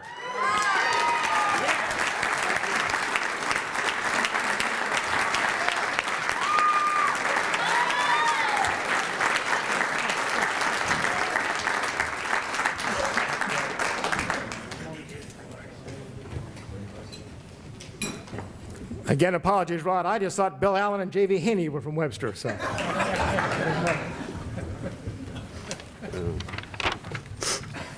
Wow. I just want to take a moment here and soak all this in, if you guys don't mind. Yeah.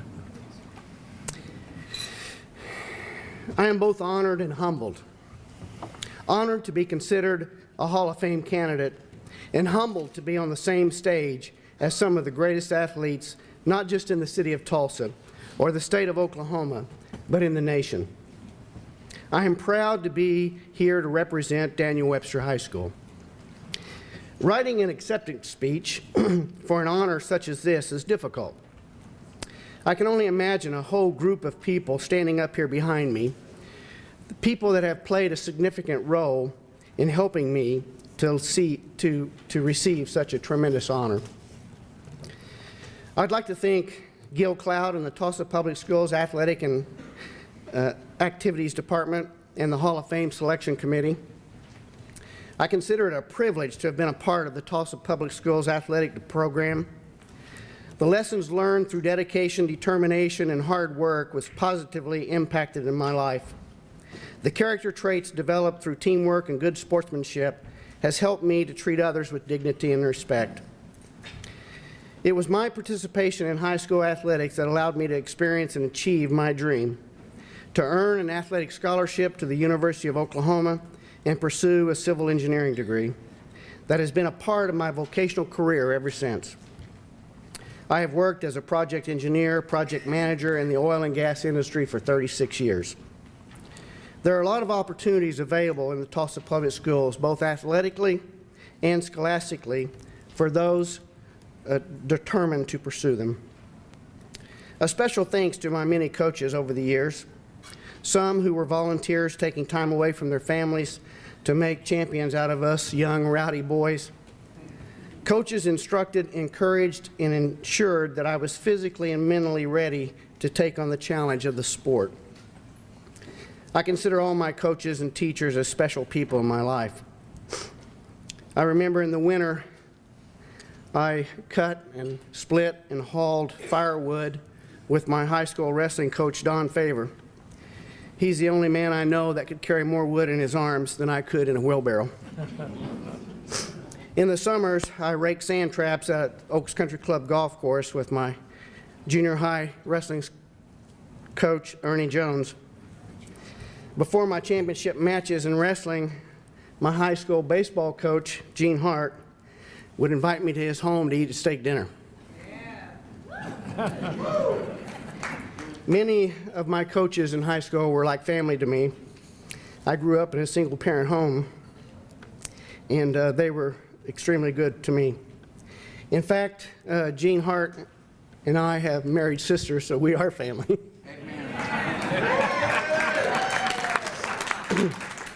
I'd like to thank my teammates and my workout partners that I've had over the years. Many think wrestling is an individual sport, but that's not totally true. Teammates become a source of motivation and encouragement. Workout partners drive you to be better in all the areas of the sport, technical, physical, and mental. A special thanks to my wife, who had to eat a lot of dinners alone while I was in season and trying to make weight, who had to maneuver around smelly sweat clothes strung all throughout the house, and who had to stay home alone a lot when I traveled. Whether I won or lost, she always loved me. We've been happily married for 40 years.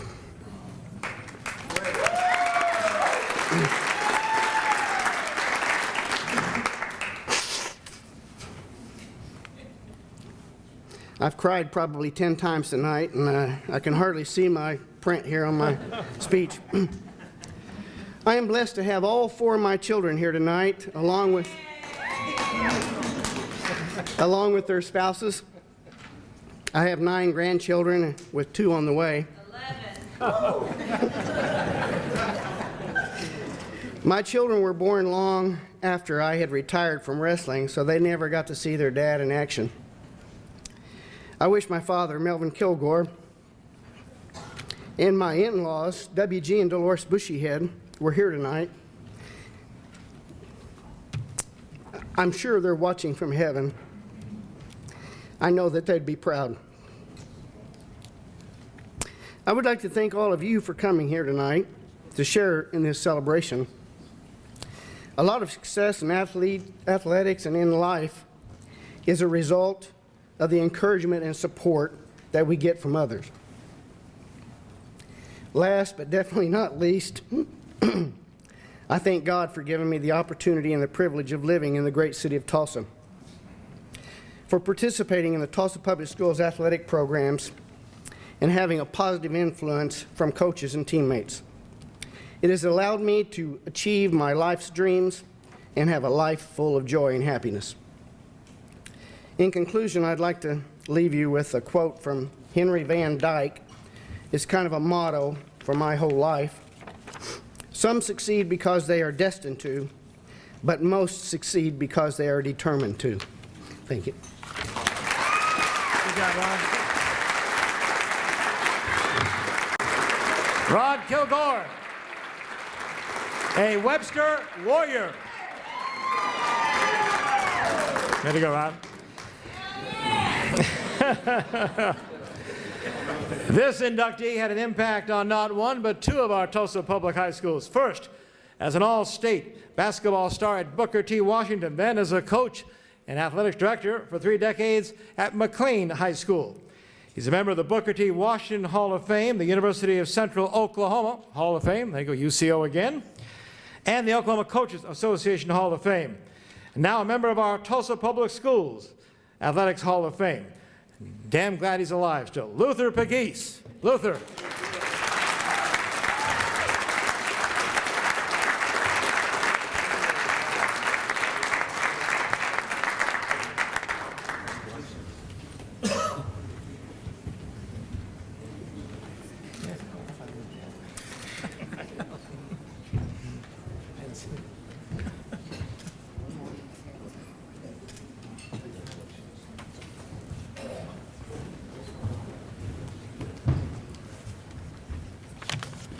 Well,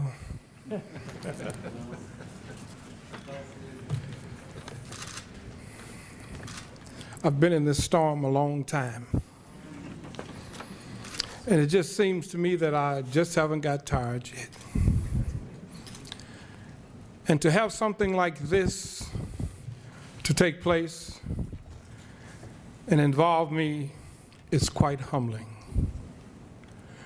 And as I look out, I know a lot of you haven't really known me, but you've heard me go something like this. Good afternoon, ladies and gentlemen, and welcome to 4929, home of the Fighting Titan Scots. And remember, Primo Kia would be glad to see you. On Friday night, at the football game. That was me you heard. And you know, I'm so humbly appreciative because I am a product of one of the finest athletic program in the whole United States, and that's Tulsa Public Schools. I started at Dunbar Elementary School with Coach Mims. Coach Mims dead. Then I went to Carver Junior High School, where you had Mr. Latimer, Coach Rogers. Then on to Booker T. Washington, where Mr. Mitchell, Ed Lacy, Art Williams, Mr. Smith, Coach Hooks, and Art Williams, they all instilled in us to be somebody. To be somebody. They took us through the storm every day, preparing us for the future. And I humbly say that without athletics, I had no way to go to college. And my brother, Julius Pagis, who was at the University of Pitt at the time, he would always tell me, you have to do what the coaches say do and do it to the best of your ability. And yes, I was blessed. I had a full scholarship to go on to school. From Eastern A&M, where I'm in the Hall of Fame, to Central State University, they put me in the Hall of Fame. I came back to the city of Tulsa. I started out at Anderson Junior High School, and guess who was in my homeroom? Yeah. Matter of fact, I had all of the, in junior high school, you know, back then, the Tulsa Public School was sponsoring the Junior High School Championship Series. And I had all the football players in my homeroom so that we could have intramurals with the rest of the students. Because it didn't seem like it would be fair if they were in the homerooms and they won everything. So we put all them in my homeroom, and guess what they did, though? Won everything. They won everything. They won the 7th grade football championship. They won the 8th grade football championship. They won the 9th grade all-city championship. They won the 10th grade championship. They won the 11th grade state championship. And they won the 12th grade state championship. You see, it's all because of the unity and the coaches that they had to make them the best that they can be. And I was just glad to be a part.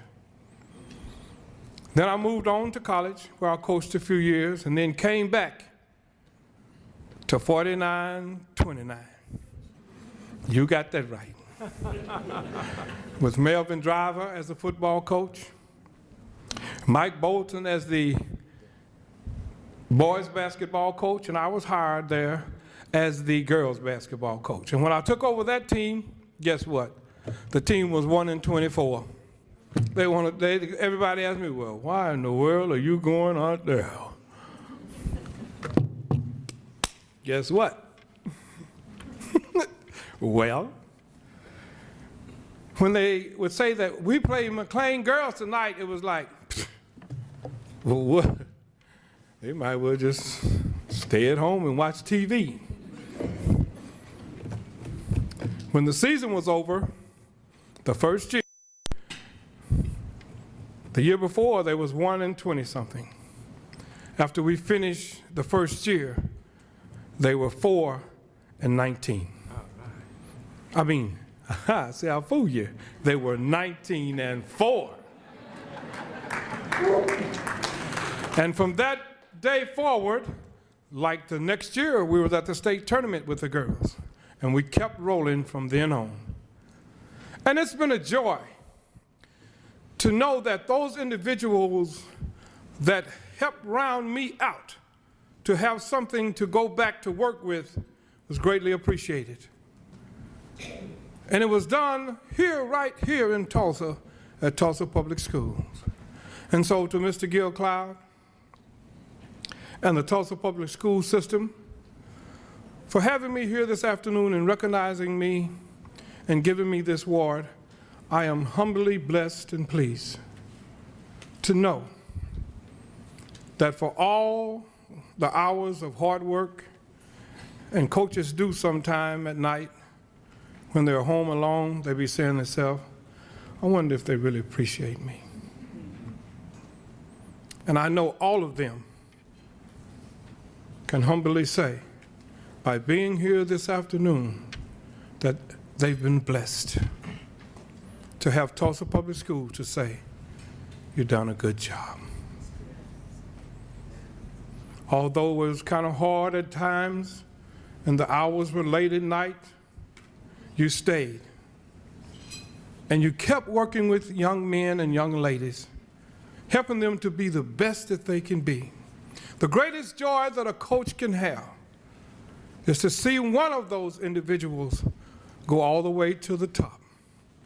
Or to be at the grocery store when across the aisle someone come running, Coach Pagis, Coach Pagis, someone you haven't seen in a long time, and say, Coach, I do appreciate all that you've done for me.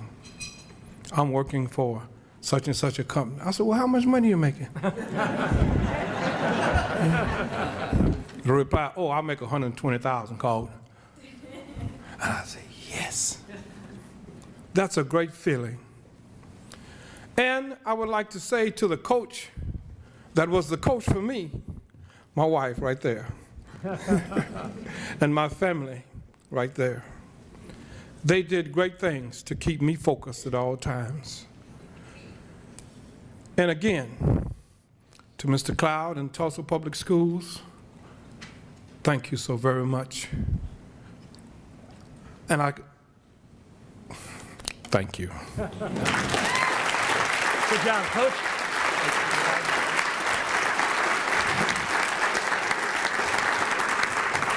Luther Pagis. Seriously, get out there sometime during the basketball season at McLean. You're the best PA announcer in basketball. Luther, he cranks it up, baby. It's fun at McLean. Congratulations, Coach. Our final inductee, a very special one, a longtime friend of all of ours. He was an Edison Eagle, an Oklahoma Sooner, a Houston Oiler, and a Super Bowl champion with the San Francisco 49ers, the team's co-captain. But it all started at Edison High, when he rushed for more than 5,000 yards as an All-Stater, graduating in 1982. At OU, he set a freshman rushing record of over 1,000 yards. All-American career was capped by being captain of Oklahoma's 1985 National Championship team and MVP of the 1987 Orange Bowl squad. He then started his television broadcasting career in Houston, went on to join CBS Sports in 1999. He is now their lead studio analyst for the network's College Football Today show. It's great to have him back. And by the way, Ruben, big mistake. Spencer Tillman has the last word. Spencer Tillman.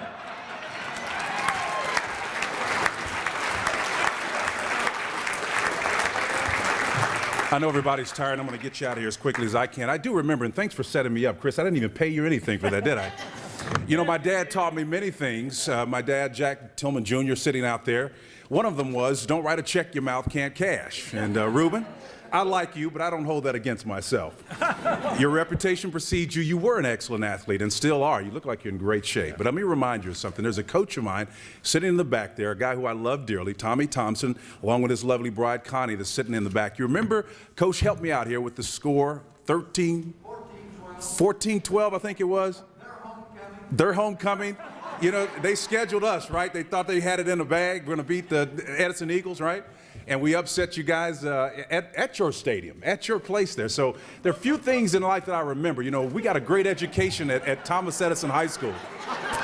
And one of the things we learned was the principle of diffusion, you know, how things move from areas of great concentration to lesser concentration. And that tends to happen over time, you know. Same thing with history.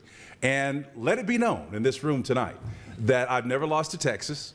And in a regular season game, I never lost to Booker T. Washington. I don't know if the schedule rolled off in the right. So, you know, I qualified it. I qualified it, Doc. But, you know, listen, it is an honor and a privilege to be here today. We're just having some fun, but I had to kind of make a little restitution because Tony's down there, one of the best, and as are you. And I have a great deal of respect for you and your gifts and your talent.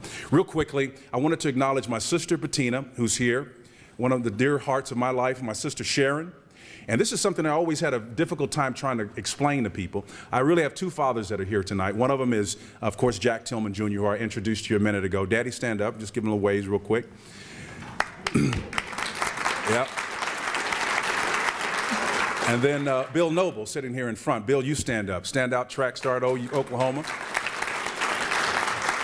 Now, I know what you're thinking. Try explaining that one in the mid-'70s in Oklahoma, right? That's a tough one, right? But those guys had indelible marks on my life. And let me just say a couple of quick things about them, then I'll let you out of here. I think it was Malcolm Gladwell that wrote in this mega best-selling book, Outliers, in the opening stanza, where he says that the tallest oak in the forest is not the tallest merely because it comes from the hardiest acorn, but it's also the tallest because no other trees blocked its sunlight. The soil around it was deep and rich. No squirrel chewed through its bark as a sapling, and no lumberjack cut it down before it had a chance to fully mature. And that's what Bill Noble was to me, that's what my father Jack Tillman Jr. was to me, and that's certainly what Tommy Thompson was to me during those difficult years in transition where we were working our way through that difficult integration part in the 70s and into the 80s. It was a tough time. A lot to be learned and explored, and in the end what we discovered is there's not a whole lot of difference between us at all. As a matter of fact, there's not much difference at all between us. We all want to aspire, we all want to achieve, we all want to accomplish. And the thing that it has in common, it takes dedication, commitment, some of the things that Randy spoke to, some of the things that Tony spoke to, all of those characteristics and traits are not unique to a class or a group of people. It's something that everybody that wants to lead and achieve in life must have, because nothing significant happens without effective leadership. And I've had that effective leadership in the life in the form of a model, and my dad, Jack Tillman Jr. We're all not perfect, but he was about as perfect as a model of showing me every single day what a father was supposed to do. I never saw him not coming home late from night at work, and I always used to pretend as he brought in those groceries late Saturday night, and I would wake up and be there waiting for him. And then we would pretend like I was checking him out, and I'd have my little sound effects going, and I would pretend like I was checking out the food, and my dad brought it home late at night. And my sisters were already there with a ready word of encouragement anytime, whether I got hurt or injured, or whether I just needed encouragement. And to this day, they do the same thing. Call me up out of the blue, and Sharon will call me and say, Spencer, you look pretty good today, but you look a little bit fat. You been eating heavy this week? So she'll see me, and she never minces word now. She's always going to be straightforward, and I appreciate that about her.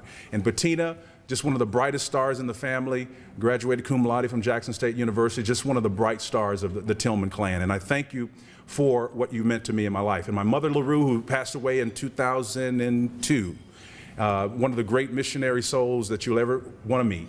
The only thing I can say about her is that when we try to put people in specific categories, we come up with broadcasters as terms or ways to describe people, unique, they can jump, they can run. My mother, LaRue, really didn't fit into a category. She created one. There was nothing I could ever say in terms of words that could describe the impact that she had on my life. And let me close by just saying this. I think it was Dr. Martin Luther King said that if you can't be a pine on the top of the hill, be a bush if you can't be a tree. If you can't be a highway, just be a trail. If you can't be the sun, be a star. Because it isn't by size that you win or you lose. Just be the best at whatever you are.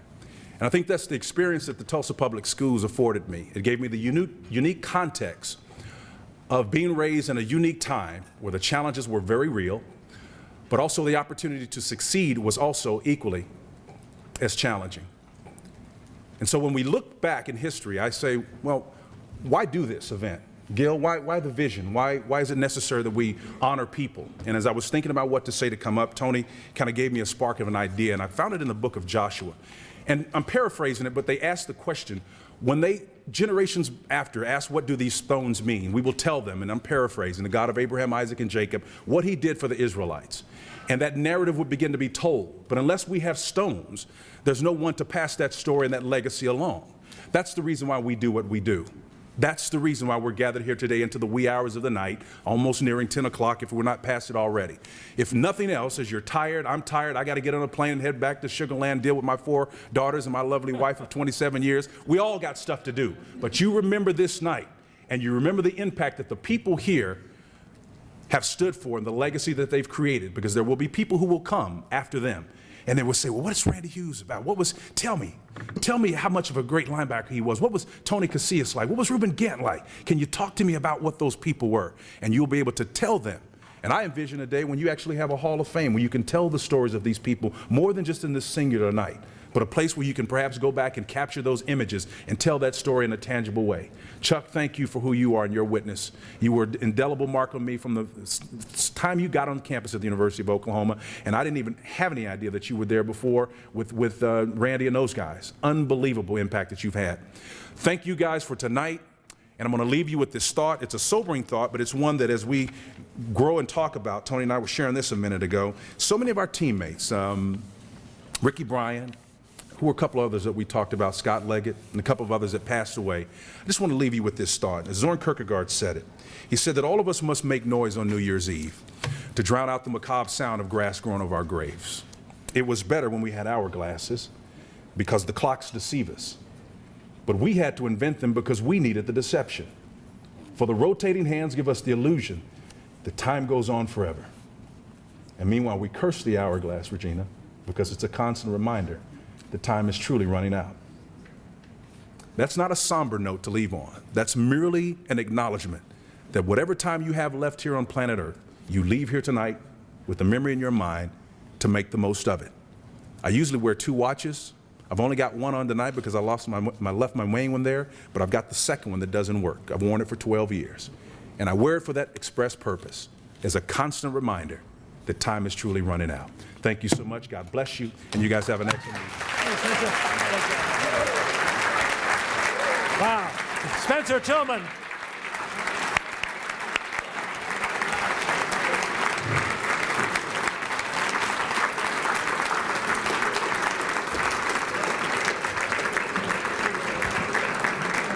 Coach Pagis is not finished. Luther?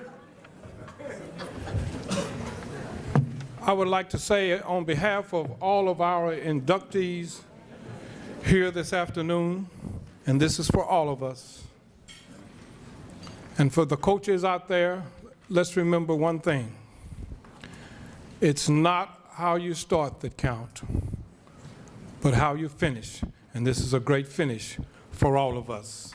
Thank you so very much. Thank you, Coach.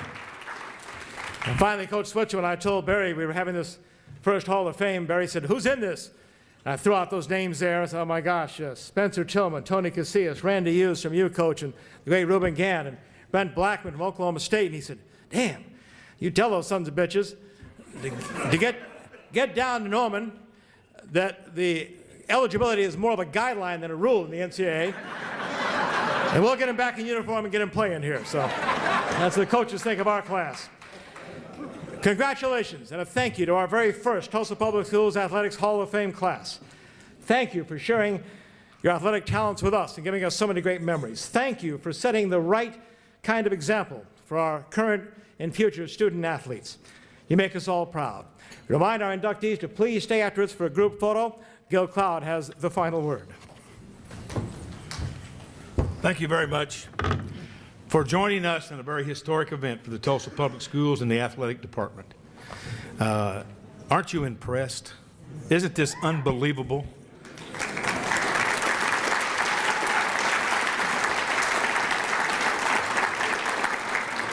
I am humbled every day when I go to work and follow an Ed Lacy or a Grady Skillern as the district athletic director. We have a lot of responsibility for our kids. We work every day for our kids. Thank you for being here. Remember us next year because we'll be back and we'll do it again. And hopefully all of these people will be here and all of you and more to honor those athletes that have gone on and been very successful in life. I want to thank our corporate partners who helped us this evening. I want to thank all of you for coming. Drive safely and let's go Tulsa Public Schools. We're going to go right down here. Okay.